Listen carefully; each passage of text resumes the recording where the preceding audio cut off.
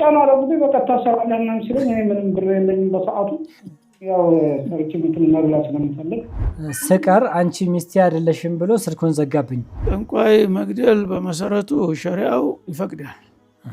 ግን ማን ነው የሚገለው የሚለው ጥያቄ ነው የሚመጣው። በዚህ ሁሉ በፈጠርከው ፍጥር ሁሉ ቁጥር ልክ ምስጋናና ጥራቻ ይገባ ማለት ነው። ግን ወጣ ብለህ ለአላህ ብለህ ዘጋ አድርገው ብትሄድና ብትመለስ አላህ ርዝቅ የተሻለ ሊሰጥህ ይችላል። ሶላት አያስፈልግም በሚል ስሜት ነው። ዋጅብ ግዴታ አይደለም። በተለይ ወንዶች ደግሞ ጀማዓ ሄዶ መስጊድ ዋጅብ ነው። በሰው የወቀው ዲንና ዱንያ ሲጋጭ ሙስሊም የሆነ ሰው ዲኑን ነው ቅድሚያ መስጠት ያለበት ነው። وما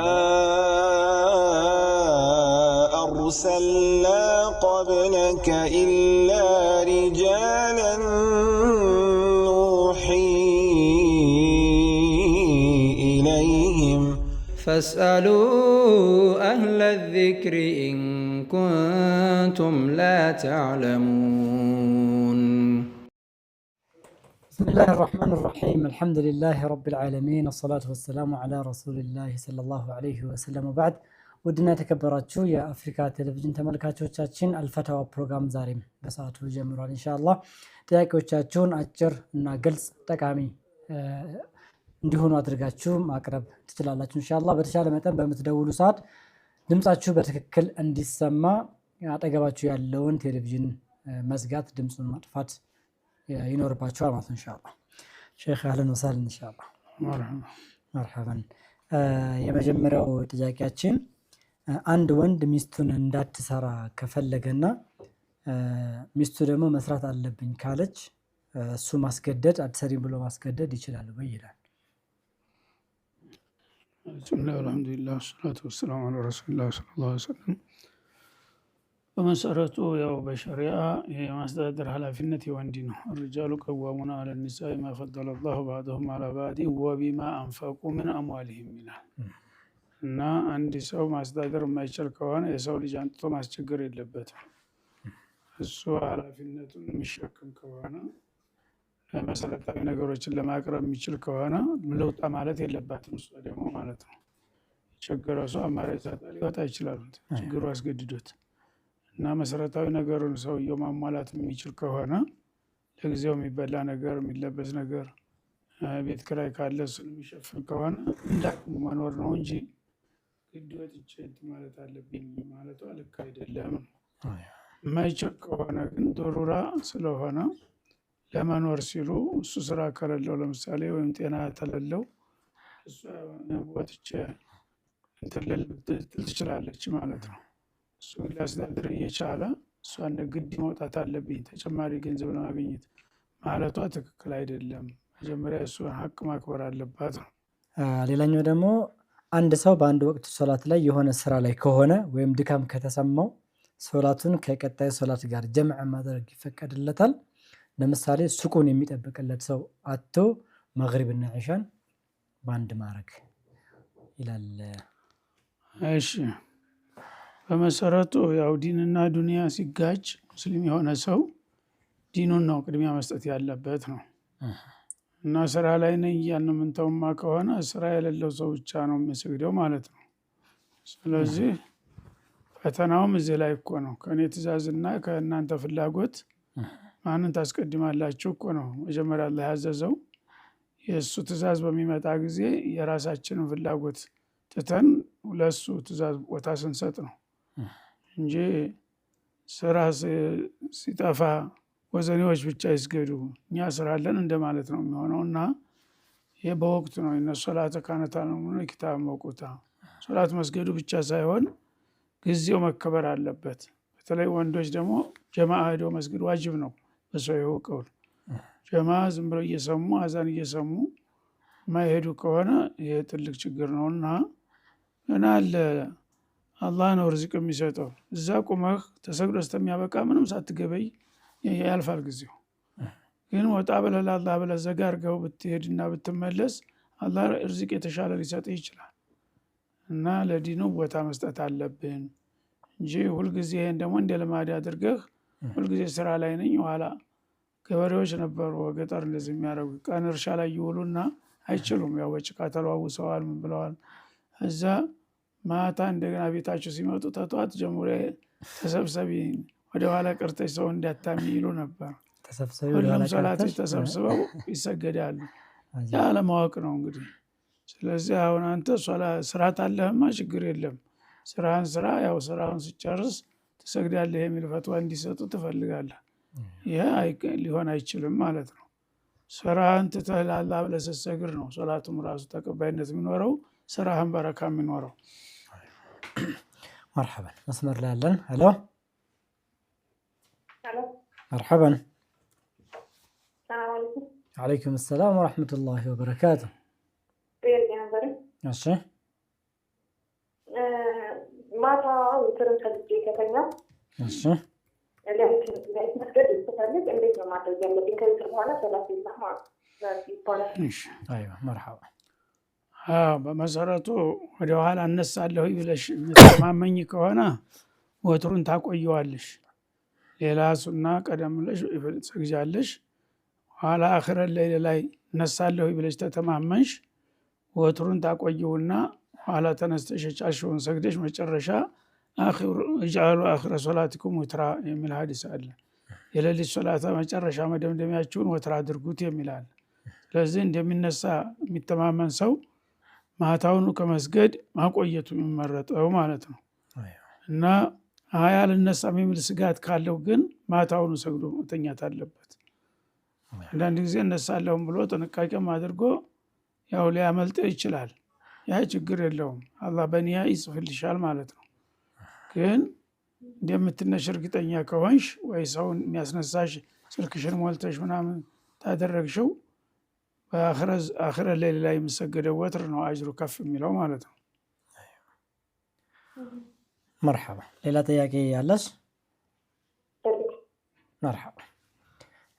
ሌላኛው ጥያቄ አንዲት ሀይድ ላይ ያለች ሴት የሶላት ወቅቱ ሳይወጣ ደሞ ቢቋረጥና ሳትታጠብ እስከሚቀጥለው ሶላት ድረስ ቆየች እና ስትታጠብ ያኛውንም ሶላት መስገድ ይኖርባታል ወይ ይላል። ያለፈው መቋረጡን እርግጠኛ ሆናለች ማለት ነው። እርግጠኛ ከሆነች ወጆባታል እኮ ውሃ ከሌላት ወይም ለመታጠቢያ ቦታ ምቹ ካልሆነ ተይሙ አድርጋ መስገድ ያለባት እንጂ ደሙ የመጨረሻው ነው ደግሞ አይመጣም ብላ ካወቀች ልክ ሶላቱ ወጆባታል ማለት ነው። ስለዚህ የሚቀጥለው ጋራ ሳይሆን አሁኑ በወቅቱ ተቻለች ታጥባ ካልሆነ ተይሙ አድርጋ መስገድ ያለባት በወቅቱ። አይዋ መርሐባ። الو الو مرحبا. السلام عليكم. وعليكم السلام ورحمة الله. ጥያቄ ነበረኝ። እሺ እንዴት ነው ፍየል ማስቀጥቀጥ በሸሪዓ እንዴት ይታያል? ፍየል ምን ማለት? ማስቀጥቀጥ። እሺ ስለዚህ የተጠላ ነው። አንዳንዶች እንኳን ያው ይቻላል ለመስላሃ ነው ወደ ሙክትነት የሚሄደው ሲቀጠቀጥ ነው። አለበለዚያ ዝም ብሎ ወጠጥ የሆነው ይቀራል። ለዛ ሲሉ ያው ለእኛው ጥቅም ነውና የተፈጠሩት ጥቅሙን የሚያመጣ እስከሆነ ድረስ ይቻላል የሚል አስተያየት አለ። ግን ተአዲብ ማድረግ አንድ ነፍስ ያለውን ነገር ማሰቃየቱ የተጠላ ነው ነው። መርሐባ። ሌላኛው አንድ ሴት እሺ ሁለተኛ አለ ጨምር። ሁለተኛ ጥያቄ አለኝ። እሺ እኔ ሰላት ከዚህ በፊት እያቆራረጥኩ ነበር የምሰግደውና እሺ አልሐምዱሊላህ አሁን አስተካክያለሁ። ያለፈውን ሰላት ቀዳ ማውጣት አለብኝ ወይ? በምን ስሜት ነበር የምታቋርጠው? ሶላት ያው ግዴታ መሆኑን ታውቃለህ። ለምንድን ነበር የምታቆራርጠው? ስሜትህን ስትገመግመው አሁን ሶላት አያስፈልግም በሚል ስሜት ነው? ዋጅብ ግዴታ አይደለም? በምን ስሜት ነው የምትተወው? በቸልተኝነት ነው። ችለታው ተርጉመው እስቲ ምንድን ነው ችለታው? መስገዱ ጥቅም የለውም ወይም ደግሞ አልሰግድም አያስጠይቅም የሚል ስሜት ኑሮህ ነው ወይስ ምንድን ነው? ያው ሼፍ ባለማወቅ ነው። ማወቅ አይ ተፍሲሩ አሁን እሳቸው ሙስሊምማ ሶላት ዋጅብ መሆኑን አላውቅም ማለት አይችልም። ያው ትሰግዳለህ በመሰረቱ አልፎ አልፎ እየሰገድክ ነው። ግን አንዳንድ ይህን ያልኩበት ምክንያቱ ያን ልብ ውስጥ ያለው ሀሳብ ተመርኩዞ ነው መልሱ የሚመጣው። ለምሳሌ አንተ ባትመልሰውም አንድ ሰው ሶላት ምን ያደርጋል በሚል ስሜት ባልሰግድስ ደግሞ ብሰግድስ ምን ይጠቅመኛል፣ ባልሰግድስ ምን ይጎዳል የሚል ከሆነ ወደ እምነት ወደ መውጣት ይወስዳል ማለት ነው። በዚህ ስሜት ከሆነ ያኔ ከእምነቱ ውጭ የሆነ ሰው ሲያስተካክል ተውባ ሲያደርግ አዲስ እንደሰለመ ነው የሚቆጠረው ማለት ነው። ስለዚህ ያን ያለፈውን አውጣ አይባልም። ያለፈው ማውጣት የሚቻለው በሁለት ምክንያት ብቻ ነው በሐዲስ የመጣው። አንደኛ እንቅልፍ ወስዶት ሰውየው ሳያውቅ የሚቀሰቅሰው አጥቶ ሊያልፈው ይችላል። ያ ሲነሳ ቀጥታ ወዲያውኑ መስገድ ያለበት ምንም ወንጀል የለበትም ተብሏል ማለት ነው። ሁለተኛ ይረሳል። አንዳንድ ሰው በስራ ይጠመድና ወይም ወካታ ቦታ ገበያ ቦታ ይሆንና አዛንም አልሰማ ምንም ነገር አላስታወሰም፣ ኋላ ሲያዩ አልፎ ያገኛል ወቅቱን ማለት ነው። ይሄ ወዲያው እንዳስታወሰ ይሰግዳል ነው የተባለው። ከዚህ ውጭ ያለው ግን አውቆ ነው የተወው ማለት ነው። አውቆ ከተወ ደግሞ ዝም ብሎ በስንፍና ከሆነ በዋጅብነቱ ቅንጣት አልጠራጠርም ብሎ በስንፍና ከሆነ ያው ይመልስ ወደሚለው ይሄዳል ማለት ነው። አይ ቅድም እንዳልነው አያስፈልግም በሚል ስሜት ከሆነ ተእምነቱ እንደወጣ ይቆጠርና ተውባ ሲያደርግ እንደገና ወደፊት መቀጠል እንጂ የኋላውን መለስ ብሎ እንትን ማለት የለበትም ማለት ነው። ምክንያቱም አውቆ ያሳለፈ ሰው ሶላትን አላህ ስገዱ ሲል መስገዱ ብቻ አይደለም ጊዜውን መድቧል እና እሱ ባልመደበው ሰዓት ለምሳሌ አሁን በአሁኑ ሰዓት መግሪብ ብሰግድ ተቀባይነት አለው? መግሪብ አልደረሰም። ስለዚህ እኔ በመረጥኩት ሰዓት ሳይሆን አላህ በመረጠው ሰዓት ነው የሚሰገደው ማለት ነው። እዛ አዛን እየሰማ የወቅቱን እንዳወቀ ዝም ብሎ ያሳለፈ ሰው ያ ቀዷውን ቢያወጣውስ ተቀባይነት አለው ወይ የሚል ጥያቄ ያስነሳል። ምክንያቱም እኔ በፈለግኩት ሰዓት ነው የምሰግደው አንተ ባልከው ሳይሆን እንደማለት ነው የሚሆነው። ስለዚህ አሁን ዋናው ነገር በአጠቃላዩ ለወደፊት ወደ ማቋረጥ እንዲያትመለስ በተውባ ጽና፣ ከዛ እስትግፋር አብዛ፣ ጌታን ማረኝ በል በየጊዜው። እንደገና ሌሎች ሱና ሶላቶችን አብዛ በምችል መጠን ቀብልያ ባዕድያ ስግድ። ያ እየተካካሰ ይመጣል እንጂ አውቆ ያሳለፉትን ሶላት ብታወጣው እንኳን ለምሳሌ ብዙ አመት ሊሆን ይችላል።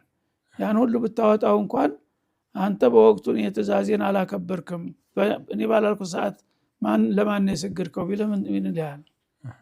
እና አሁን ዋናው ለወደፊት ያለውን ትኩረት ስጠው፣ እንዳታቋርጥ። ተውባ ካረገ ማንኛውም ሰው ተልቡ አላህ ይቀበለዋል። ጌታ ይቅር በለኝ ብለህ ተልብህ ዱዓ እያረክ በየጊዜው እንትን በል እና ያለፈ አመት እንደገና ይሄን ያህል አመት ስንት ወር ይሆን ስንት ቀን ይሆን እያልክ ተሰላችተህ ደግሞ እንደገና ወደ መተው ነው የሚወስድህ። ያ እንዳይሆን ለወደፊት በርታ ነው። መርሐባን ኢንሻአላህ ሼክ። ረፍት ወስደን ተመልሰን እንግባ። ፕሮግራማችን አላለቀም። ረፍት ወስደን ተመልሰን እንገናኛለን። ሰላም አለይኩም ወራህመቱላሂ ወበረካቱ። وما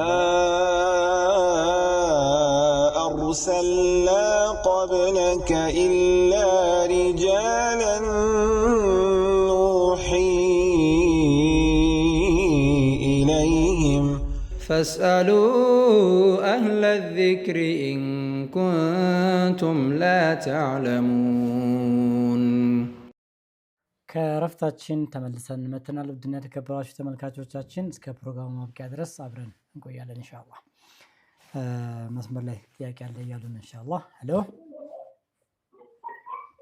ሄሎ። ሰላም አለይኩም። ወአለይኩም ሰላም ወራህመቱላህ። ሄሎ ጠይቂ። እኔና አዎ ከ4 ዓመት በፊት ማለት ነው። እሺ ባለቤቴ ጋር ትንሽ ተጋጭተን ከባለቤቴ ጋር ተጋጭተን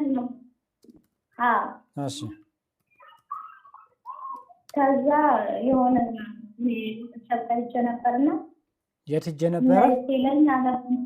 ቤተሰብ ጋር እሺ እሺ እና ነይ ነበርና ወደፊት በሰዓቷ ገብተን ካለብ ቀርብን ወዲያ አንቺ ሚስት አይደለሽ በምን ያደርግሽም ብሎ ዘጋብኝ ማለት ነው። ተቆጥቶ ኦኬ ነይ ሲልሽ በሰዓቱ ስትቀሪ ባለቤቴ አይደለሽም ብሎ ስልኩን ዘጋብሽ። አንቺ ሚስት አይደለሽም ማለት ነው። ከዛ ጧት ላይ መጥቶ ደግሞ ሜታ ማውደድ ማወቅ መሰለኝ አላውቅም አላባ አለሚሽነው ጧት መጥቶ ፍች መሆኑን አላውቅም ነበረ አለ። እንዴት ተዋርደና ለዚህ ደግሞ እናንተ ላይ ስለምትከተል እዛ ነገር ተማምነው አይደለም ሲያ በቃ ፍች ምናምን ሲሰምችም እንደዚህ ብዙ ቃል የለኝም። አይዋ አሁን በጭብጥ ዋናው ጥያቄ ልድገምልሽ ካልሽ ውጭ እንዳይሆን ከ3 ዓመት በፊት ባሌ ጋር ተጣልቶ ቤተሰብ ጋር ሄጄ ነበረ። ነይ ሲለኝ ስቀር አንቺ ሚስቴ አይደለሽም ብሎ ስልኩን ዘጋብኝ። በቀጣይ ቀን ደግሞ እኔ እንደዛ ፍች መሆኑን አላውቅም ነበረ አለ ነው። እሱ ምን አለና ምንድነው እሱ ሸህ የሚጠይቁሽን አዳምጪ። የሸህን ጥያቄ ስሚ አንዴ። አሁን እሱ ምን ማለት ፈልገህ ነበር አላልሽውም? ሚስቴ አይደለሽም ስትል ነገር አላውቅም እኔ እንዲስልኝ ብዬ ነበር በቁጣዬ ግብስልሽ ለቁጣዬ ነው እንጂ እንደ ፍቻ ሀሳብ አልነበረኝም የመፍታት ነው። ሀሳብ አልነበረኝም እንደዚህ ስልሽ ስምጫለሽ ብዬ ነበር አለ። አስፈራሪያ ነው ማለት ነው። እንደዛ ልጅ ነው ተጠቅቀሽ ደግሞ ረጃቱ አልኩሻል እንደም ቀጥራሬ ሊዳፍ ማለት ልጅ ነው እንግዲህ ታቃዝና ግን አሁን አብረን በጣም እንትን ስላለኝ ነው። አሁንም አብራችሁ ነው ያላችሁ? አዎ በቃ እንደዚህ ለወደፊት አይለመድህ። አንተ ያው ካላወቅ ቁጣህን ለመግለጥ ወይም ለማስፈራራት ከሆነ ያው ኒካሁ ሊኖር ይችላል። ግን እያወቀ ሚስቴ አይደለሽም ማለት መፍታት ፍች ነው ቢል ኑሮ ያው ፍች ሆን ነበር እንዳለው ማለት ነው። እሱ ግን እንደ ፍች ሀሳቡም የለኝ አላውቅምም ታለ ኃላፊነቱ የሱ ነው። አላህ ይወቅለት። ያው ይኖራቸዋል። ቀጥሉ። ያው ችግር የለበትም።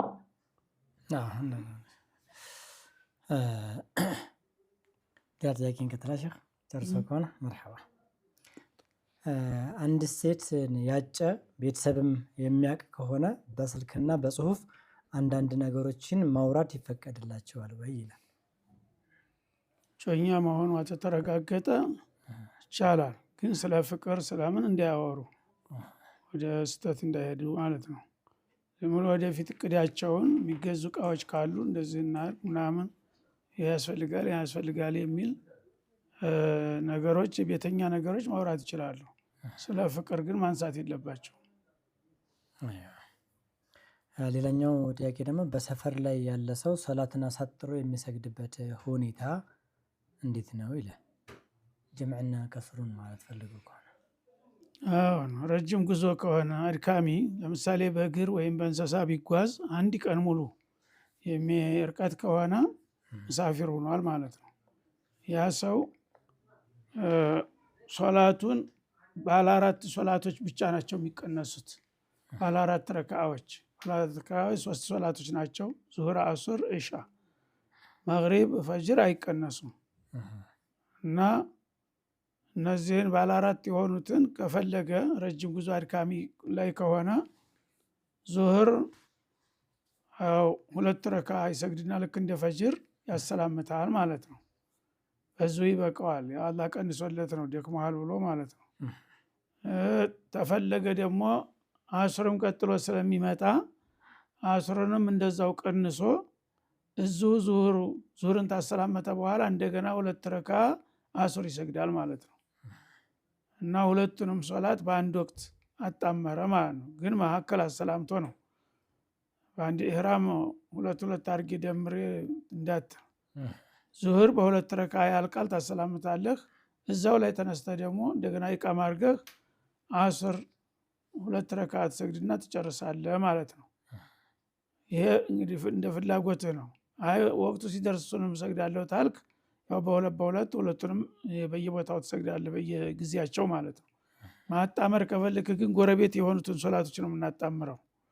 ዙህርንና አስርን መግሪብና ኢሻን መግሪብ አይቀነስም ብያለሁኝ ግን ማዳበል ይቻላል መግሪብ አይቀነስም ሙሉ ነው ግን መግሪብ ላይ ጉዘኛው ከተመቸው መግሪብ እንደተለመደው 3 ይሰግድና ያሰላምታል ከዛ ኢሻን ቀጥሎ 2 ይሰግዳል ማለት ነው ወይም ደግሞ መግሪብን ያዘገይና ኢሻ ሰዓት ላይ ይወስደውና አሁንም በ3ቱን ሰግዶ በኢሻ ወቅት እንደገና ኢሻን ይቀጥላል ማለት ነው በዚህ መልኩ መስገድ ይቻላል مرحبا ان شاء الله ሌላኛው ጥያቄ በአቂዳ የተለያዩ ሰዎች መጋባት እንዴት ይታያል ይላል መስመር ላይ እናስቀድም እሺ ልዩነቱ እንግዲህ ግልጽ ካልሆነ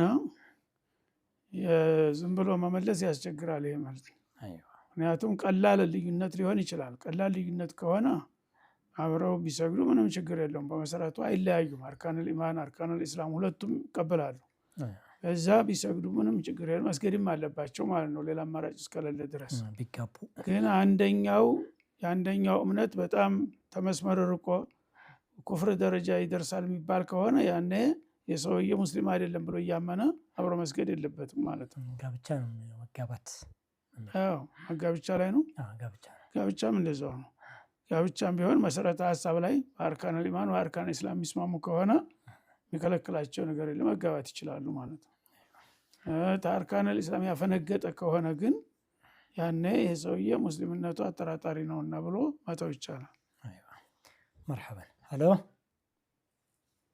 الو مرحبا الو مرحبا وعليكم السلام ورحمة الله ጥያቄ ነበረ እሺ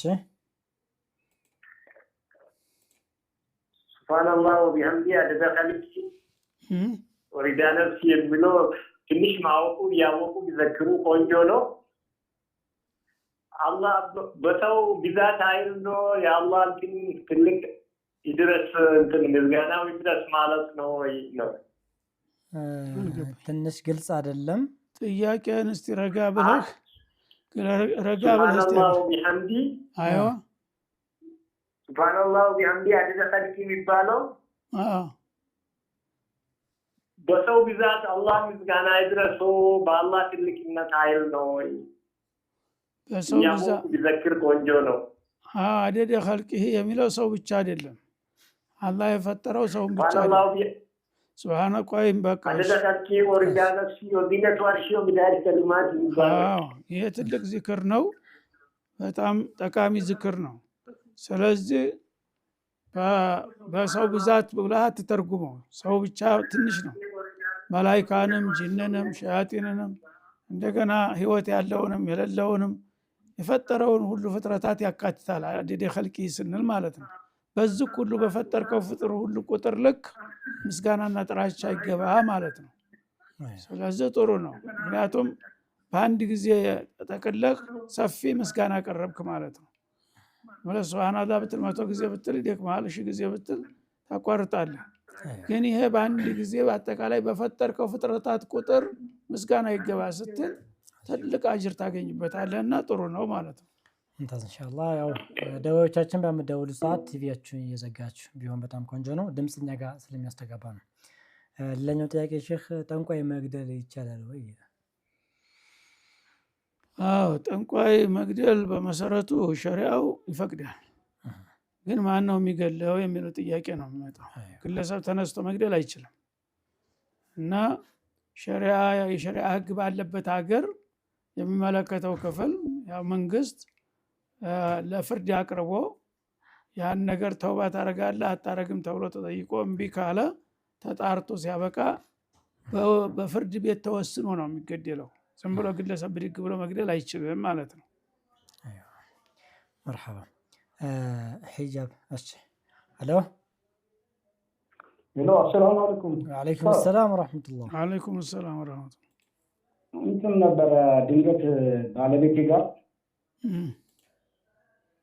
እና የሆነ ነይ ጋር ያው ለምን ፈልጌ ነይ ጋር ነይ ወደ እኔ ምናምን ስላት እምቢ አለች ምክንያቱም አላውቅም ግን እነሱ ነው ትዳር ውስጥ የገባነው እኮ ከዚህና ለመጠበቅ ነው ብዬ እንትን አባት አልፈልግም አለችኝ እኔ ምን እንዳስበድኝ ማለት ከዛ ተጣላና ያው ተናርጃ ጠገቤ ሶኬት ነበረ። የት ልምታት አላውቅም። መትቻታለሁ እና ወጣሁ። ከዛ ጠዋት እህቷ ጋር ሄደችና ከዛ ስትመለስ ሸሪያ ፍርድ ቤት መታ የክስ ወረቀት ይዛልኝ መጣች። ከዛ ሄድኩኝ። ፍታ ነው የምልህ በቃ ፍታ ላይ መጀመሪያ እዛ አንቀሳባቸዋለች። ለካ ፍታ አለኝ። ለምን የምፈታው ሚኒስትሪያ ትወዳታለሁኝ አሉት። ዝም ብለህ ፍታ አትበሉኝ እንጂ መጀመሪያ ጠይቁኝ፣ የሚሆነውን ነገር ጠይቁኝ። ከአንተ ምንድን ነው? አይ ሲጀመር ልጁ የሆነ ነገር ትመስላለህ ማለት ነው። ከዛ አይ እንደዛም አትበሉና ራሴን አትበሉ። እኔ አሁን ተጣልተን ነው ድንገት እኔ እንደዚህ ቶሎ ደንሳት እንዲ ብላኝ ነው ምናምን አይኳቸው። ጭራሽ እኔን መስማት አልፈለጉም። እኔ ፍታ ሲለኝ አልፈታም አልኩኝ። ካልፈታህማ ወደ ፖሊስ ጣቢያ ትሄዳለህ አለ። በግዴታ እኮ የሚያስፈታኝ ምናምን ብዬ እንትን አልኩበት። ወደ ሳይሆን በግድህም ትፈታለህ አለኝ። ከዛ ፖሊስ ጣቢያ ከመሄድ ብዬ ሲደውሉ ምካወረብኝ። ማነው ያወረደው? እኔን አስገድደው ማለት ነው። አሁን እዛ ሰዓት ፍታ ግዴታ ፍታለኝ። እኔ አልፈታም። ቃዲው ነው ያወረደው? ቃዲው ነው እዛ ሰውዬው አሁን አባርቦታል መሰለኝ እንደዚህ ብሎ ወደ ፍርድ ወደ ፖሊስ ጣቢያ ከሚወስዱኝ ብለህ ራስህን ኒካውን ያወረድከው ወይስ ሸሪያ ፍርድ ቤቱን የፈታ? ራሴ ነው በቃ እዛ ከሄደ መጀመሪያ ያው እስኪ መጀመሪያ ጠይቀኝ ወይ በሽማግሌ ይታይልንና ያለውን ነገር እንበል፣ ችግር የለውም። አሁን ነገር ሷት ነው እንደሳለች ግን ለምንድን ነው እንደዚህ ከምታስሩልኝ ነው ሰዓት ሲጀመር ስትታይ አንተ የሆነ ነገር ትመስላለህ አለኝ። ያው እንደዚህ ማትበሉ ነገር ትመስላለህ ስትታይ ለመፋፋት ያለችን እንትን እሺ። እና እሱ ነው የፈታው በቃሉ ወይ አንተ ነው?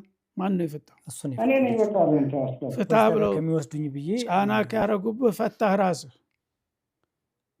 ጫና ያረጉብኝ በቃ ታሰራለህ ምናምን ሲለኝ እኔ ምንም ብር የለኝም በሰዓቱ። ያው ሰርቼ እንትን መብላት ስለምፈልግ እንደዛ ሲሉ ከዛ እያስገደልከኝ ነው የምታወርደው። እሺ ቆይ ከዛ በኋላ ምን ሆነ? ታረቃችሁ? በዛው ተጣልታችሁ ተለያይታችሁ? ከዛ በኋላ በ3 ቀን መጣች እሷ ነገር። እሺ እና ያን እንዴት ነው የወርደው? ተገደህ ነው ማለት ነው? ተገደህ ነው። ፈቃደኛ ሆኜ አይደለም የለመንኩት ነው። እንደውም በሽማግሌ ይያልኩት ነው። ፍቹ የመጀመሪያ ነው? ተዛ በፊት ፈታህ ታውቃለህ? ከዛ በፊት ፈትቻት አውቃለሁ። ያው ስንት ጊዜ?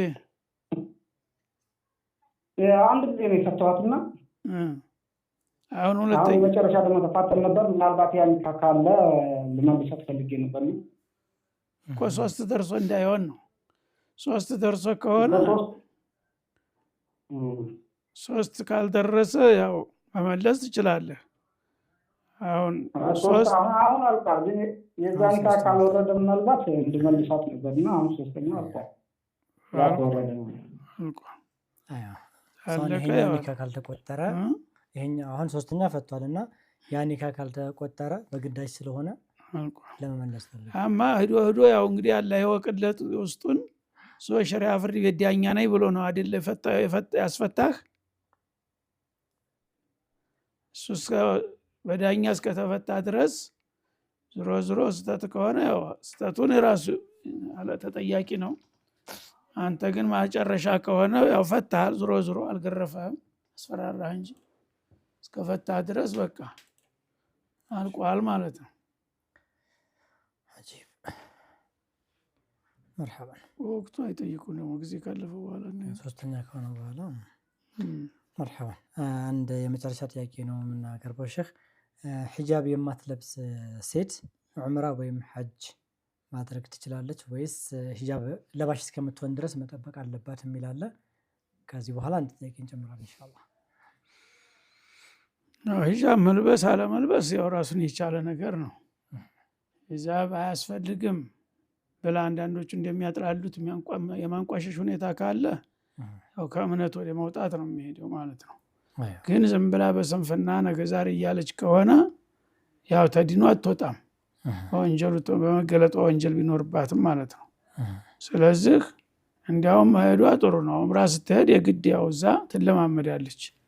ስትለማምዳ እንደገና ዑምራ አድርጋ መታ ደግሞ እንደገና መገላለጥ የለብኝም ብላ ወደፊት እንዲያውም ተውባዋን ያጠናክርላታል ብትሄድ የተሻለ ነው ማለት ነው። ምክንያቱም ተውባ ስታረግ ስትል መቼ ነው የሚታወቀው? ሞት ሊመጣ ይችላል በመካከል እና ቶሎ የኸይር በር በሚከፈትበት ጊዜ ቶሎ መጠቀም አለብን። ገና ሂጃብ የሚደረግበት ቀጠሮ አልያዘችም። ወር በኋላ ታስር አልተባለም። ነገም ሰይጣን ያው ምኞቷን እያስረዘመ ነው የሚሄደው እና ዑምራ መሄዷ ራሱ እንዲያውም ወደ አላህ መመለስ ወደ ዲኗ የመመለስ እድሉን ስለሚያሰፋላት መሄድ ነው ያለባት ማለት ነው። እዛ ስትሄድ የሀገሩ ህግ ስለሆነ ያው መልበስ አይቀርም። ስትለብስ ደግሞ በዛው ትለማመዳለች ማለት ነው። ኢንሻአላህ መርሐባ። አንድ ጥያቄ ተመረቆልናል ሼህ ማስተናገድ ከቻለን። ሄሎ ሰላም አለይኩም። ወአለይኩም ሰላም ወራህመቱላህ። ጥያቄ ነበረኝ። እሺ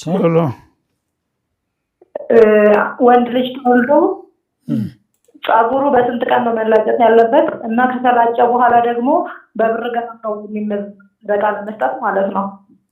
እሺ የሚመረጠው በ7 ቀን ነው።